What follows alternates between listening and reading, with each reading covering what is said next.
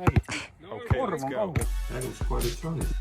Et see eelmine vald tegi selle kergliiklustee valmis, et me siis peatame ehituse ja võtame üles. Tekib küsimus, kus see raha tuleb? Kus see raha tuleb, sest reaalsus Aga midagi on puudu. Midagi on puudu. Jah, mis on puudu? Räägiks koalitsioonist. Natukene kohalikust poliitikast me lubasime sellest rääkida siin, kuna me saime ikkagi 70 häält 2 peale. Me unustame selle ära. Esimest korda kuul. Valgas siis on siis valimisliit, sotsid ja Keskerakond tegid selle koalitsiooni. No aga võtsid siis aja seda koalitsioonilepingut lugeda ka või? Ma natuke lugesin. Musas paarist tehtud või? Ei ole. Miks mitte? E-koolis oli ju olemas. Ma ei... Mis... Minul on. Nii. No lase tulla. Ma nagu vaatasin, et haridus on hästi tugevalt fookuses. Seal lubatakse, ma mõtlen, mis seal lubatakse, no palju asju lubatakse, iga lubatakse hommikuputru anda edasi ja siis lubatakse seda, et õpetajad saavad toetatud ja üle vaadatud. Aga kui ma nüüd võtsin eelmise koalitsioonilepingu ette ja võrdlesin seda, siis kui aus olles päris paljud asjad kattuvad. Et nii vanas koalitsioonilepingus kui uues koalitsioonilepingus lubatakse teha pedeliäär korda ja korralik rand ja promenaad ja kohvikud ja asjad. Ja siis lubatakse tegeleda kergliiklusteedega ja lubatakse seal Priimetsa ja Tambre teha nagu selliseks matkajale sõbralikuks keskkonnaks. Aga mul tekib küsimus, kus see raha tuleb? Kus see raha tuleb, sest reaalsus tundub olevat see, et sa pead inimeste hooldamisega tegelema, pead vaatama, et lapsed kooli saavad, et õpetajad palga saaksid kätte ja siis mingisugune turvalisus on ka. Väga tubli poiss. Inneviis. Siis nagu poliitiliselt üritatakse ka näidata, et mida me siis ära teeme, et seal mulle ei meelde lihtsalt see, et Tartu tänava kergliiklustee ehitus viiakse lõpule. Aga see vist on juba see on põhimõtteliselt lõpule viidud. Aga see ongi, et mingid asjad on pandud ka need, mis on juba nii või naa valmis. Ja ma sain aru, Lüllemäe kool pandi sinna, et sellest on ka veel otsustatud asju, eks ole. Seda kõike tehakse. See käib ka, et pigem kui sa tahad nagu koalitsioonilepingud oma mõtete peale panna, siis näiteks kui sellele koalitsioonile ei meeldiks see Tartu tänava tee, et siis, et see eelmine vald tegi selle kergliiklustee valmis, me siis peatame ehituse ja võtame üles, kuna kohalikud ikkagi ei taha seda. See oleks nagu siuke pöördeline asi. Aga see, mis on juba ammu otsustatud, tehtud ja põhimõtteliselt juba asfaldit pannakse, et seal ei ole nagu midagi. Aga sina, Marek, oled pikka aeg olnud, ütle mulle, kuidas uus vallavalitsus suudab ehitada või teha ilusaks jaamast kuni keskväljakuni kulgeva raja. See on nagu tubli kilomeeter või 2 kilomeetrit, et see peaks tulema siuke uhke vinks-vonks, kui me sealt õigesti aru sain. Ma ei oska öelda. Võib-olla on plaanid, ma ju ei tea, mis plaanid on. Võib-olla on mingi teostatav asi, aga ilmselgelt ta ei saa tulla mingisugune üüratu projekt.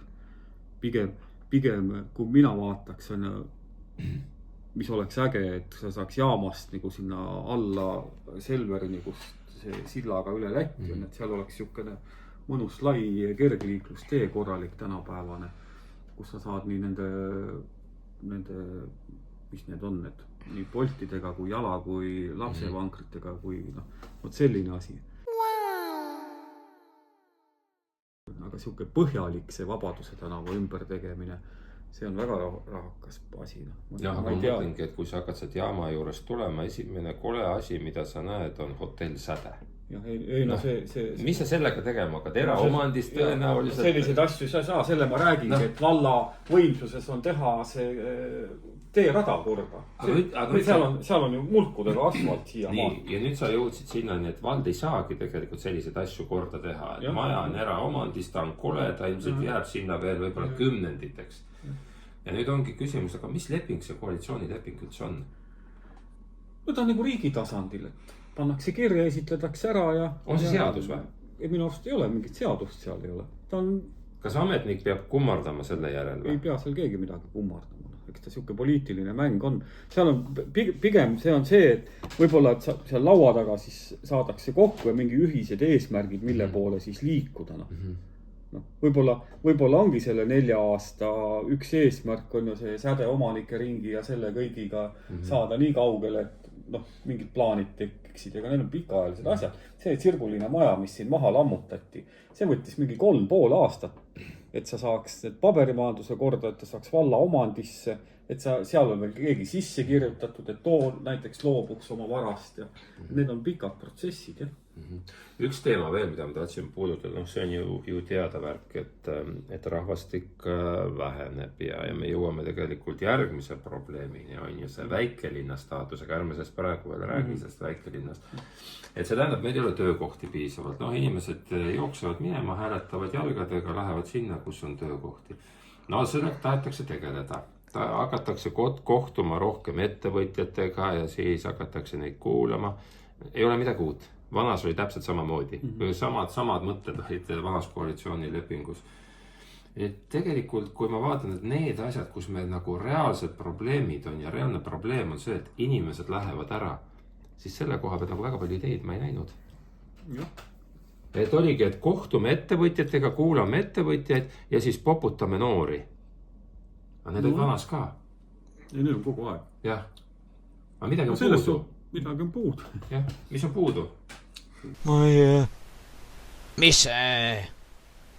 Kui keegi suudaks selle siin praegu välja mõelda ja öelda, et see on puudu, et kui me selle ära teeks, siis Valga maitseks, siis ma oleks ikka väga... Siis ma oleks saanud tõenäoliselt... Me oleks 2 peale saanud vähemalt 72 häält, siis ma... Kui me suudaks selle välja mõelda. Aga me kahjuks vist ei suuda seda praegu siin. Saame aru küll, et piirkonda hakkab elandama lõpus hakkabki see, et töökohad on ja aga need peavad olema ka väärt töökohad. See, et kui tuleb mingisugune Lidl siia, loob seal 2-3 müüja kohta, see meid ei päästa. Ei päästa, isegi rohkem. Aga kui meile tuleb mingi ettevõte näiteks siia, Sirguliinas on need suured need, mis nad on, need elektrijaam siin.